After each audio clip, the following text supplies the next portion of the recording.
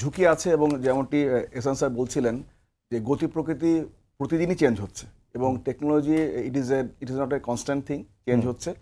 এর সাথে চেঞ্জ এসছে আমাদের প্রশিক্ষণেও।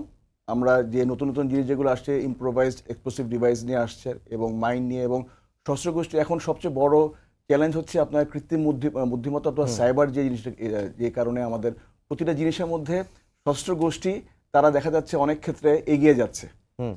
তো এই ক্ষেত্রে আমি ধন্যবাদ জানাতে চাই আমাদের সরকারি সদিচ্ছার সাথে সাথে আমাদের নেতৃত্বের, কারণ আমরা সময় উপযোগী সবগুলো জিনিসই আধুনিকায়ন করা হচ্ছে। এবং আপনি জেনে খুশি হবেন যে আমাদের শান্তিরক্ষা যখন যাচ্ছে তাদের প্রথমত ব্যক্তিগত যে সেফটি সেটা এটা ইনশিওর করা হচ্ছে।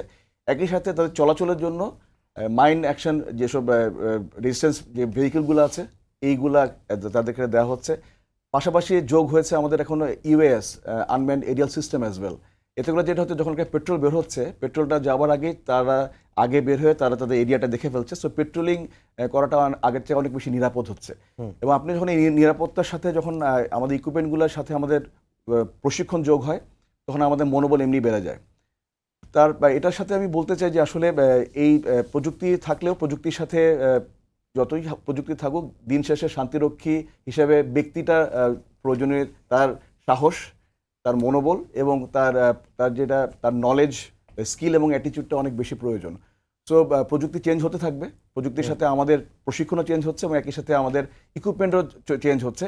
কিন্তু যে জিনিসটা বেশি প্রয়োজন সেটা হচ্ছে শান্তিরক্ষীর মনোবল।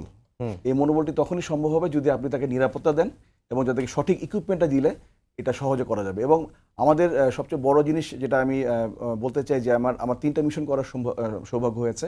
প্রথমে আমি 2006 সালে করেছি ইরিত্রিয়া, ইথিওপিয়াতে, তখন আমি ক্যাপ্টেন ছিলাম। পরবর্তীতে আমি লাইবেরিয়াতে করেছি, সেটা মাল্টি রোল।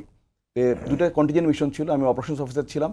তো আমি নিজে দেখেছি যে মিশনের প্রতিটি গতি প্রকৃতি কীভাবে চেঞ্জ হচ্ছে এবং আমাদের যে ইকুইপমেন্টগুলো চেঞ্জ এসছে, প্রথমে যেটা দেখেছি তার পরবর্তী মিশনে দোজ ওয়ার মাচ অ্যাডভান্সড। এবং আমাদের ট্রেনিং যেটা আমাদের ট্রুপস প্রথমে ট্রেনিং যেটা করে গেছি, পরবর্তী ট্রেনিংয়ে দেখা গেল যে তখন আমরা হিউম্যানিটেরিয়ান ডিমাইনিং করছিলাম। সো ওইটা তখন ইন্টারন্যাশনাল মাইন অ্যাকশন স্ট্যান্ডার্ড নিয়ে কাজ করতে হয়। সো ইভেন যখন কোনো কিছু চায় সে কিন্তু এটা আদায় করে নেয়।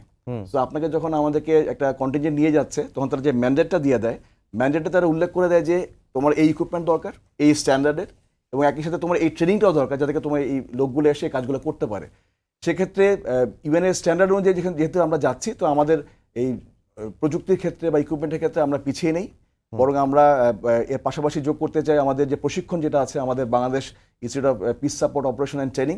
এটা একটি বিশ্বমানের প্রতিষ্ঠান। এখানে শুধু আমাদের দেশের শান্তিরক্ষীরা না, আমাদের বহির্বিশ্ব থেকে তার শান্তিরক্ষীরা আসছে। আমাদের এখানে বিভিন্ন ধরনের ট্রেনিং হচ্ছে, যেখানে যৌথ বাহিনী ট্রেনিং করছে এখানে, এবং এখানকার অপারেশন শান্তির দূত এবং আমাদের বাকি যে লাইটিং স্টার, এই সবগুলো এক্সারসাইজগুলো আমাদের যে কোনো মিশনে যাওয়ার আগে মিশন স্পেসিফিক ট্রেনিংয়ের জন্য ব্যাপকভাবে সাহায্য করে। তো সব মিলিয়ে আমি বলতে চাই যে আমরা ঠিক পথে আছি। প্রযুক্তি এগিয়ে যাবে, বাট প্রযুক্তির সাথে সাথে আমরা নিজেদেরকে চেঞ্জ করছি, এবং এক্ষেত্রে সরকারের সদিচ্ছা এবং আপনাদের সবার ভালোবাসা নিয়েই বাংলাদেশ যে মর্যাদা অর্জন করেছে, সে মর্যাদা অক্ষুণ্ণ রাখবার জন্য আমরা অবিচল থাকব।